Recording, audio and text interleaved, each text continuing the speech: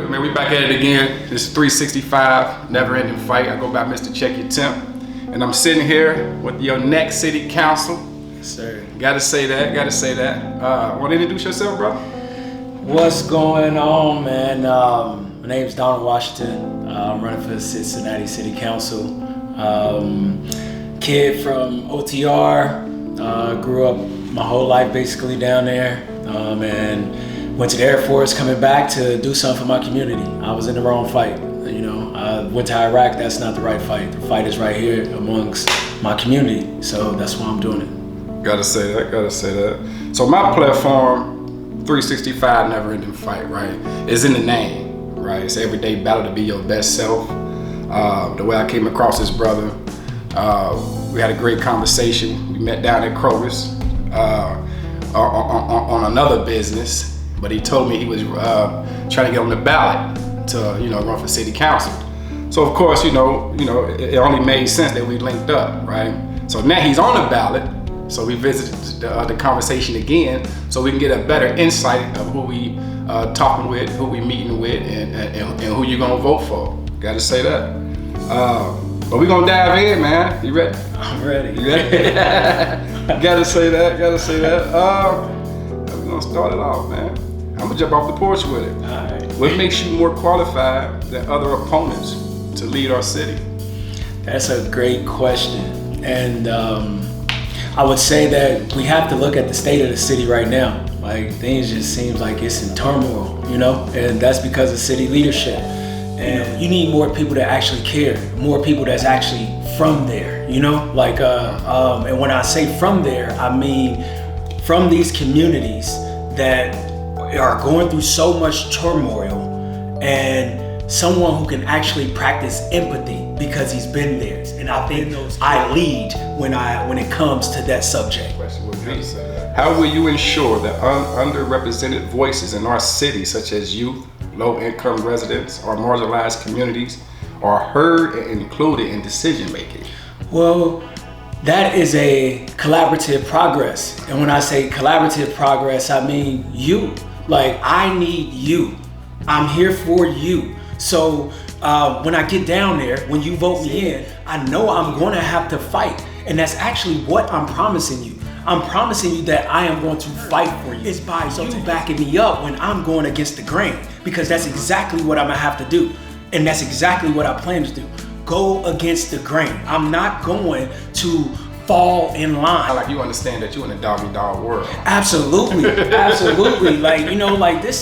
This. I'm not the first one to do this. I'm not the first one to holler that we need some change. Who do you look up to in the political realm that you can see yourself mimicking some of the tactics you would use, or lack of a better word, tactics, but some of the, what's the word I'm looking for? Some of the skills you would use to connect with the people. Like, who do you look towards to? So this answer is twofolded, because within the answer is someone I actually look up and inspire, and then within the answer is also someone that I actually despise, but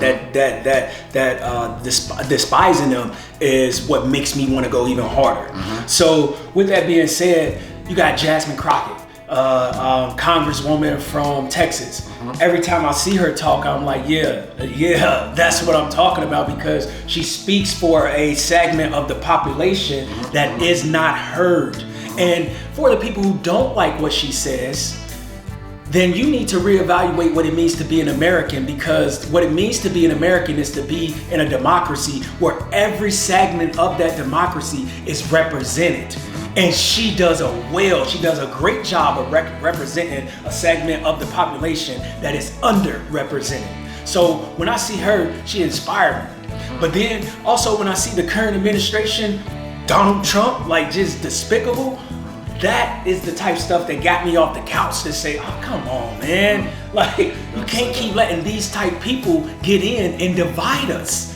Because let me tell you, even you Trump supporters, let me tell you, America is all of ours, whether you like it or not.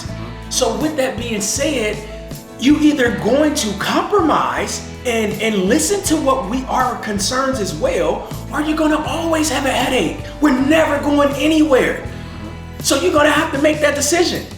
And I hope you make that decision with me, because I am trying to bridge the gap and let you know that, hey, we can work together, but you guys gonna have to start giving. So to answer your question, Jasmine Crockett has been a great inspiration, and Donald Trump, I don't know if you want to call it inspiration, but just that motivated you. Exactly. Like he was a sense of motivation, and not because I want to be like him, but because I want to beat people like him. But now, so what I hear you saying is that Jasmine Crockett, you can tell that she's for the people, right? She's a woman that understands the population that she speaks for, and you can tell this with her mannerism and her delivery, right, and how she articulates herself and how she get her point across, right? Well, we're gonna roll, right? So, what first problem will you tackle if you elected, and how?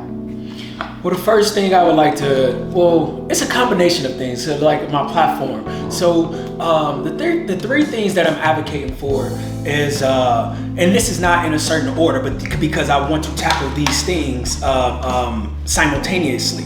So the three things are, first, I would like to do something about gun violence. Okay. Gun violence just seemed this summer in Cincinnati has just been wild, you know? Ridiculous. Like, it absolutely ridiculous. I say that. So that's one of the things I really want to tackle, and by doing so, I would like to, and I got this idea because it was actually implemented before, and I know personally because it was my great uncle when I was a kid, and I don't know exactly how he got the city to agree to this, but I know he did because I remember the program, where it was a buyback program. Like, they bought the guns back from people off the street. It was a no ads, don't tell. You bring in your weapon, they bought the gun from you, and that was it. So the next thing I would like to tackle would be mental health. I want to deal with childhood trauma in our school system. So to help our youth, mental health is so important because, listen, I remember, as I mentioned, that I saw people get shot. I saw drive-bys. I saw fights. I saw drugs. I knew what crack looked like when I was probably 6 years old, and that shouldn't be.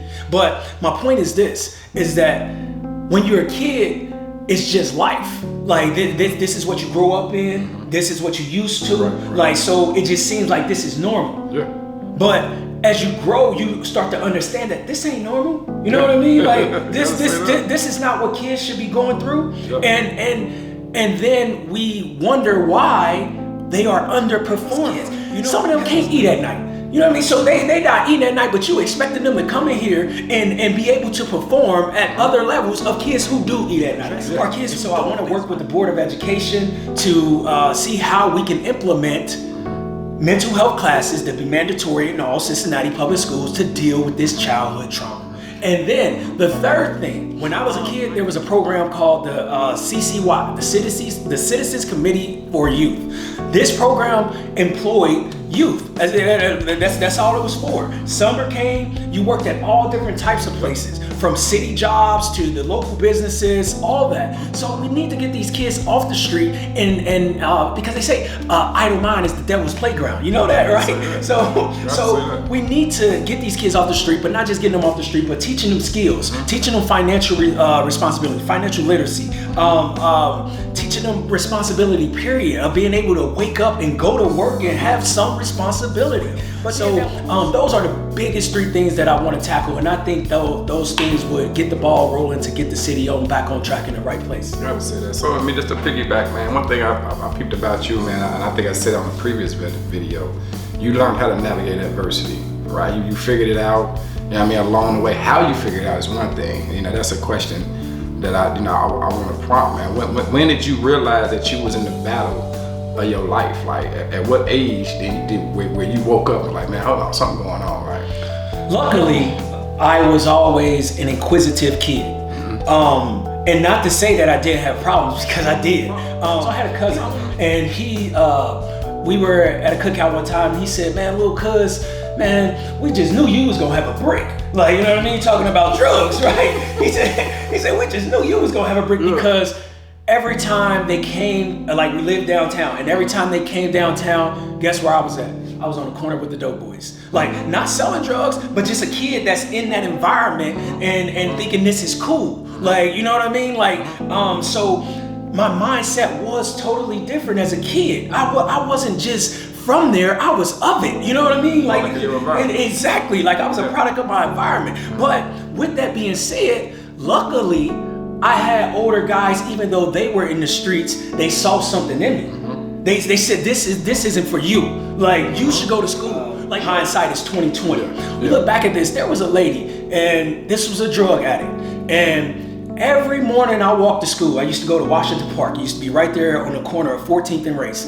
I used to walk. Every morning I got up, that lady was sitting on that stoop, and she would be like, hey, schoolboy, go ahead, go to school, boy. Like, but this lady, like I said, she was a drug addict, and like, you know what I mean? She looked like, her appearance looked as if, but she saw me going to school every morning, and she, hey, schoolboy, go ahead and go to school. I see you. That's how they showed up for you. That's the difference of when I say community. Absolutely. Yeah, she a dope fiend, but that don't mean that she still ain't a person. Absolutely. Right? She just got a hurdle that's in front of her right now, but it don't mean that she can't comprehend and see what's going on around her. And what she saw in you, it was a young man who was still going to school, and she was encouraging you that, yes, go ahead and go to school, schoolboy. Like, right? Ain't nothing wrong with that. Absolutely. Most people would be frowned. I ain't on school. You know what I mean? She hit the nail on the head. You hit the nail on the head. She let me know it was okay, but not only her, but like I said, the hood guys, the ones on the corner, they let me know it was okay too, and they let me know I was doing the right thing. So even though I was of it, they always saw something in me, and I think hindsight, that's what kept me motivated, and that's what got me to start to read, to answer your question fully. When I started to put my head in books and started to see other experiences of life, because where we're from, most people are thinking all the same. That's why the environment is exactly how it is. Right, exactly. So when I got into books, that's what helped me step outside my environment, to actually be able to step back and look from a third person to say, man, there's something wrong with this. Like, you know what I mean? Like, so the books is what really opened my eyes and made me be born again and made me want to get on this path to help my people.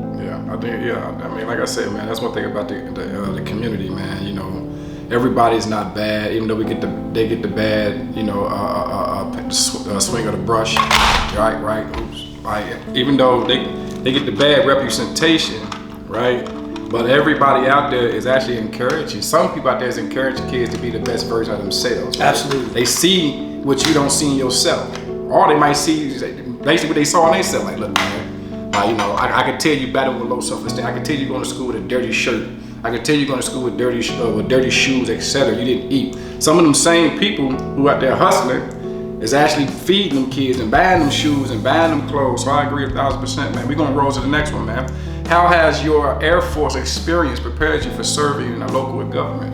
I didn't even know that the military had taught me, like, this is the mission that need to be done. There's no excuses to get it done. You gotta get it done. And I carried that with me. So the military has definitely shaped me in that way to just have that discipline, to not have excuses. You're gonna get this done, and that's the end of it. All the excuses can go out the door. And we actually need more of that, because we have too many excuses in our community. And we need more of that. Look, this is how it is, this is what we need to do, and this is the outcome of how it should be.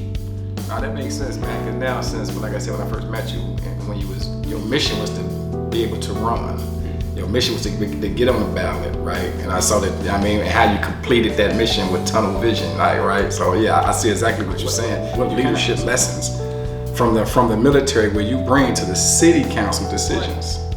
I am trying to bring that bridge, that collaboration, for us all start to move in the direction that we need to move, because, you know, this racism, all these things that we face is the haves against the have-nots. It's so primitive, man. Like, you know what I mean? Like, and I'm getting on to something else, but I have to hit on this because it's so primitive. Because, you know, if we plan to be, again, I'm getting on to something else and I'm sorry, but this is where it's taking me. So if we plan to be intergalactic species, we plan to make it to Mars, we plan to have a future to where disease no longer exists, this take a collaboration of the world. You know what I mean? Like, so for us to still just be stuck in these minuscule problems of race and of just all the small things, it makes no sense. You want good for your family, I want good for my family. Right. You know what I mean? Like, you want safe neighborhoods, I want safe neighborhoods. Like, right. You know, you want jobs, I want jobs. You want better. We want the same thing, and obviously, it's enough for us to have the same thing. When you look at the gap between wealth and poverty, obviously, it's enough for us to all have some. Right. So that's what I want to bring. I want to bring this collaboration to really get things done and start to move humans in the next phase of our evolution. Okay, so I saw you post a book the other day, and since we're speaking about collaboration, right? When you collaborate, be able to collaborate, you got to work with people who you might not agree with. Absolutely. In that book, I believe collaborating with the enemy. Right. Collaborating with the enemy. So what did you get so far from it? And so far, I'm probably on like page 30 or 40 or something like that. And the biggest thing I took so far, he broke down what collaboration is and your options with collaborating. So one of those things is by force. The other thing is by exit, and the other thing is by compromising. So with that being said, he said, with collaborating, the people who compromise is the people who on even footing. If you got as much power as I got and vice versa, then we know we have to compromise because we have the ability to affect each other. But now the by force, that's when the person come and say, I got more power than you. It doesn't matter what you say, this is what's gonna happen. And then we exit when we just feel like it's not going to be any gain on either side anyway. If I do this to you, I'm not really going to gain anything, whatever, I'm leaving, whatever, you know what I mean? Right. So that was very important because that's what we have to understand as the people who have not too, is that the people who have, unfortunately, politics isn't just ran by votes, it's ran by money.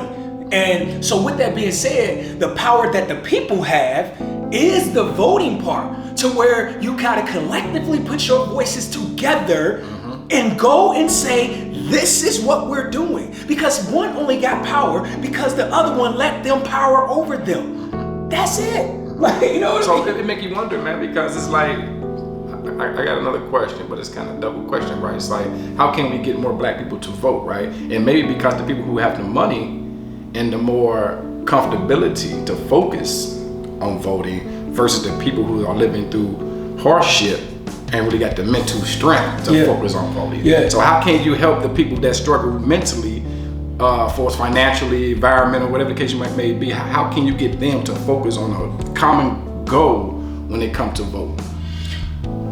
That's the $1 million question. That's the $1 million question. And in my opinion, that's exactly what I'm trying to do here. I'm trying to make this plea to you of how important the voting is, because let me put it this way. I know a lot of us tapped out of voting because we feel like no matter who we vote for, we get the same outcomes as far as how things go in our community, right? So this is a good time to bring this up. There was a guy that when I was taking around my petition, trying to get on the ballot, it was a African-American male. He had on a 3CDC uniform. So he was working for 3CDC downtown, actually by Kroger's, the day we met. And I approached him. Hey, sir, I'm trying to make the ballot. You want to sign? He said, and I quote, man, I'm an Israelite. We don't do all that. Listen, man. Listen. Wasn't the time to go back and forth with you then. But right now, if you're watching, tap in, because I'm here for it. Because this is the illusions we have. We're delusional with this. Look, you have on a 3CDC uniform. 3CDC is funded by the city. But you, at one end, talking about you don't participate in the politics of it, but on the other end, you're working for the people. Like, you know, like, what are you talking about? But this is the illusion that we have, and not just that illusion, not just that point, but then also the point that I made earlier about us not feeling heard in the first place. Like, you know what I mean? About when we vote and our environment isn't changing. Listen, you either going to vote and get your representation there, like I mentioned Jasmine Crockett earlier, your true representation, or you're gonna not vote, and it's definitely gonna continue. So you don't have no other option. This is the system we have. I remember being, I felt the same way as far as the voting don't work. Yeah. But I had to realize, again, going back to my studies, But this is the system we have. So what are you going to do? You're either going to tap out, which most of us have, and that's why it's going the way it's going, or you're going to tap in, and we're going to bring our voices together collectively and do what we need to do, because it is the only way. We pay into it anyway. We pay taxes. We paying into the system that we're trying to ignore. So what real change will you fight for, which we probably already touched on that, but that past leaders have overlooked? I think the problem is this, is that when they run for office, some of them have good intentions. And then the fight just become too much. Not just the people that they're fighting in the city halls and the congressmen and everything, but also the people they're trying to represent not showing up. So then it becomes to a point to where it's like, well, even the representative throw their hands up and just start to play the game. I don't plan to just play the game, because I'm already coming with a foundation of knowing exactly what I'm facing. Sad to say, I'm fighting you because you want to tap out, and I'm trying to speak for you. And then on the other end, I'm fighting them because they want to keep you out. They want to keep you distracted. They want you not to pay attention. Just hitting on that real quick about not paying attention. They are training you not to pay attention. Every day. Listen, and what I mean is, look, you love TikTok. And ain't nothing wrong with TikTok, except TikTok is training you to only have an attention span that is only 30 seconds. If a person making a video longer than 30 seconds, you can't pay attention. This is by design. They are teaching you not to pay attention. Yep. So what I plan to bring what the other leadership hasn't done is to be a fighter no matter what. The mission is the mission. You may have bumps in the road with the mission, but the mission is the mission. You gotta say that. So another question: how would you balance like impulse control and your emotions once you get in office? Well, as you can see, I'm pretty passionate right now. No wrong with it. Well, it depends on what can you elaborate on it? You mean like so impulse? For example, like impulse, like wanting to throw your hands up for somebody who's not tapping in. Right? Because you might say, like, you know, some people will fall in that same, like, you know what, forget it, let's play the game. Because they ain't gonna show up for me. Like for impulsive cutting them off quick, like, y'all ain't gonna show up, I'm done, we're gonna play this game, right? How would you manage that? How would you manage your emotions when it comes to emotional situations? When dealing, because that office is a high strong environment. They can play on your emotions. How would you maintain your mental health in that environment? Well, if that's like a 3-pronged question. I got you. Well, if I felt like I would fold, I wouldn't be going. Okay. And I know that's easier said than done, but earlier when I mentioned that foundation of studying, that gave me that foundation to where I can't drop no lower than that. Like, you know what I mean? Like, so it's not about just playing the game for me, because I've gave myself this foundation to where I don't sink lower than that. I'm not coming to compromise in a sense of compromising my integrity. I'm not coming to do that, because I have a family. I have a family, like not children. I don't have children, but I'm saying my mother, my sisters, my uncles, my brothers. And guess what? When I see them, people say this and it just be a cliche. No, when I see them, I see you. I do. And I want them to be proud. I want you to be proud. I want you to be able to put your head up high, because I want to put my head up high and say, I'm doing this for the people who don't have. And it's so important to me, because how I said earlier, in order to get to that next phase of human evolution, this is going to take a world effort. And I'm only running for city council, but this is where it's starting. But my view of what needs to be done for humanity, there's no compromising for that. Okay, so let's follow up with the next one. So what's your plan to reduce gun violence in the neighborhood? Yeah, You and get that out. now, as I mentioned earlier, we want to do that gun buyback program. Okay. We want to get so there's estimated, I believe it was estimated of like 6,000 illegal guns on the streets of Cincinnati at any given moment. They collect about, I think, 120 a month of illegal guns. Like catching people with illegal guns is averaging like 120 a month. So with that being said, what is that? That's 1,100 somewhere in there. Of guns that are removed from our street, but like I said, at any given moment it's 6,000, so it's a lot more out there. And with that being said, not only do I want to implement the gun buyback, but I also want to deal with the trauma. Violence comes from poverty and trauma. We understand this, and that's a big issue because the current reaction to violence and to crime is always more police, more police, more police. Listen, how long you gonna say that and the problem still don't change? Right. It's got to be handled from a different perspective. And I do not mean just letting criminals go. I don't agree with senseless killings anywhere. Gotta say that. Senseless murders, yes, lock them up. But get to the root of the problem as well. So you need to implement these mental health classes directly dealing with children with childhood trauma, so we can stop creating those criminals, because we have a responsibility in this, and we have perpetuated the situation by not addressing the root of the problem. So, gotta say, when you hear these two words together, right, separately, right, and picturing it with running for city council or being in city council, service over self-interest. What you think about that?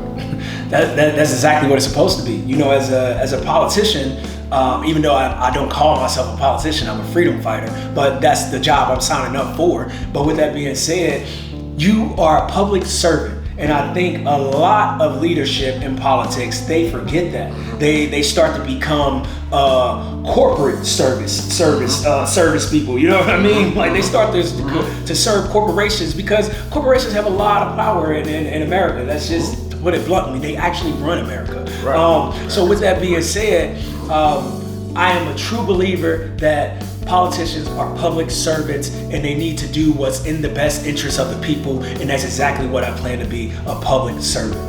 So I'm gonna touch on this a little. You kind of touched on it earlier, but I'm gonna put these two words together: integrity over popularity. Absolutely, Right. Absolutely, integrity over popularity for sure, because that's what you should expect from me. I'm not gonna do what's popular. I'm gonna do what is for you. Right. And that takes integrity, because when you get in the back rooms and all the eyes on you and you the only one with your opinion in the room, it takes integrity. It takes courage. It takes that discipline, that morality, in order to stand up and say, I don't care what you say.